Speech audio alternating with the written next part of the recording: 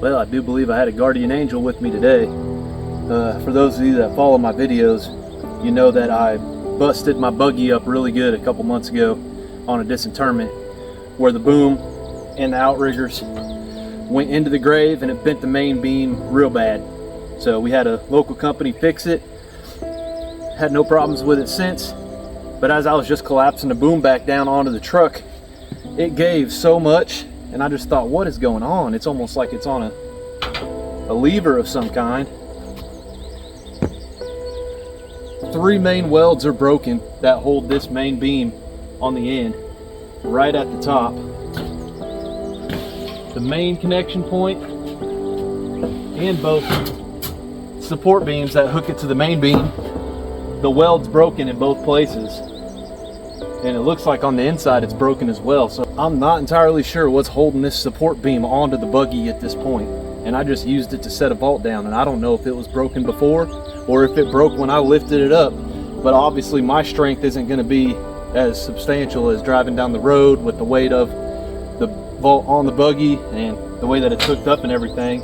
It may have been broken this entire time, and I'll have to review the video and see.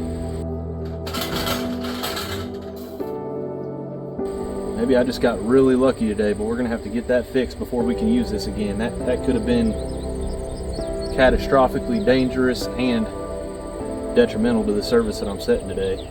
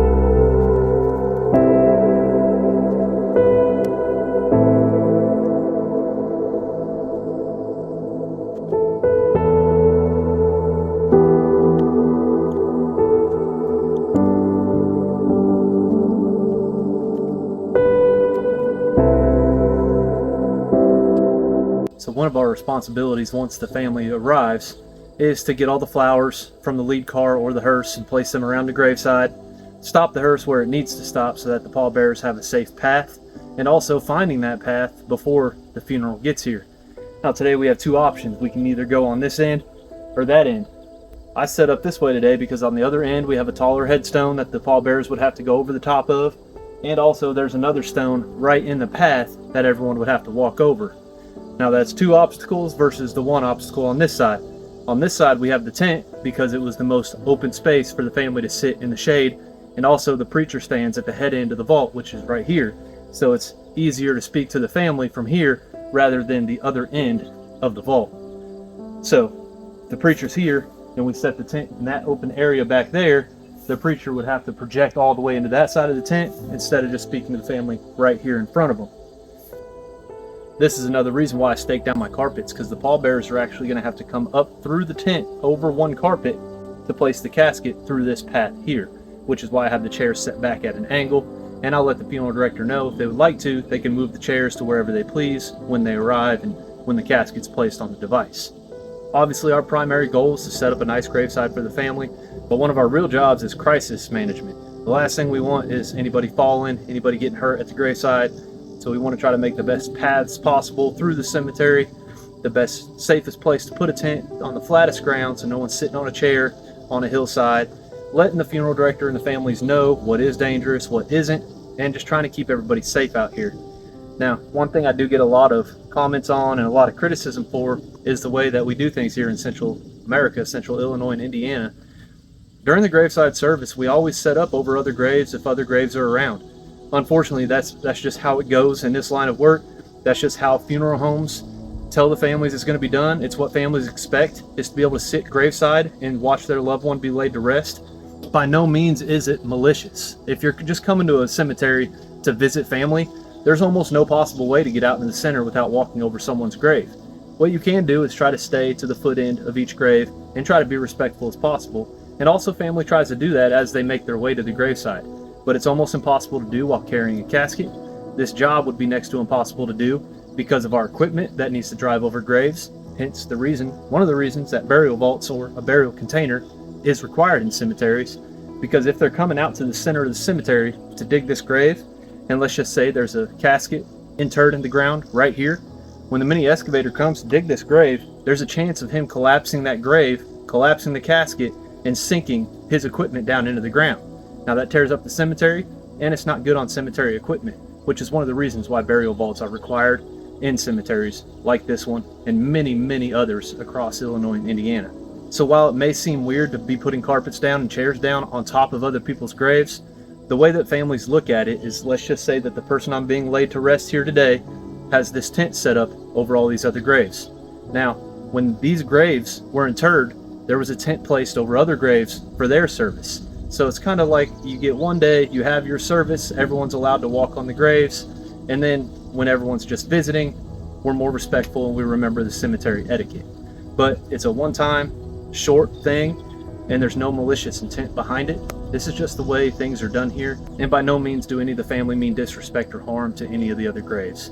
Now, I have seen people sit on gravestones or walk over ledgers, and even in an area like this while I'm working today, I did my best not to walk on top of the ledgers that you see across the ground. Just out of respect, I don't need to walk on those. I don't need to drive over those. I can find a path to where I don't have to walk on them, and that's totally understandable. But we'll never sit on a headstone.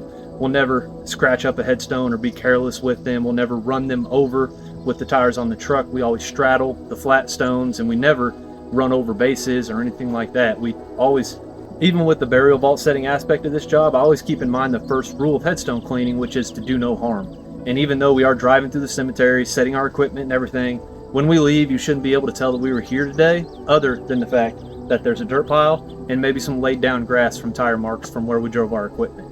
Other than that, when you come back in a week or two, you should never even know that we were here, other than flowers on the grave and an undressed grave top that will need dressed later on.